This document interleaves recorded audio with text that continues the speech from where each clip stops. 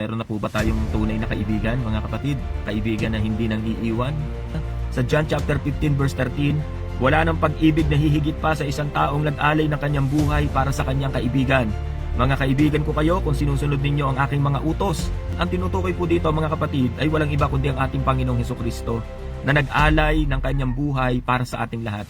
At ito yung pinakamaganda na pakikipagkaibigan. Nung dati, nung sagana ka, ang dami mong kaibigan.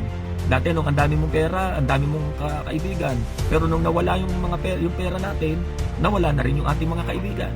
Pero ang Panginoon, mawala man lahat sa iyo, hindi tayo iiwanan ng Panginoon kasi siya yung totoo nating kaibigan. Kung ikaw wala ka pang kaibigan at hindi ka pa nakakasumpong ng totoong kaibigan, masusumpungan mo yan sa pamamagitan ng ating Panginoong Hesukristo. At meron nga tayong tinatawag na di ba? Sa mga palabas, yung mga imaginary friends. Minsan may mga bata naglalaro mag-isa na may kausap kunyari. At yun yung mga tinatawag na imaginary friends. Pero alam niyo ang Panginoon, hindi siya imaginary friends. Totoo ang Panginoon, hindi siya naiisip lang, hindi lang siya katang-isip lang.